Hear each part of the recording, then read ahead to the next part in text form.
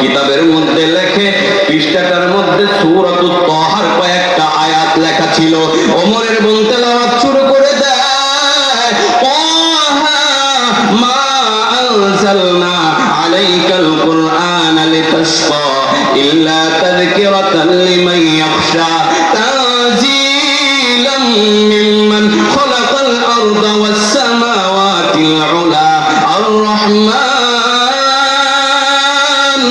আলাল আরশি ইসতাওয়া লাহু মা ফিস সামাওয়াতি ওয়া মা ফিল আরদি ওয়া মা বাইনাহুমা ওয়া মা তাহতাস সারা। ওমরের বোন বলে, আমার পাথরের সমান শক্ত হৃদয় ভাই, যে কোনোদিন চোখ দিয়া এক ফোঁটা পানি বের হইছে দেখি নাই। কোরআনের তেলাওয়াত যখন আমার ভাইয়ের সামনে তেলাওয়াত করা হচ্ছিল, তাকায়া দেখি পাথরের মতো শক্ত হৃদয়ের মানুষটার চোখ দিয়া রহমতের বাড়িধারা টপ টপ করে পড়া আরম্ভ হয়ে গেছে।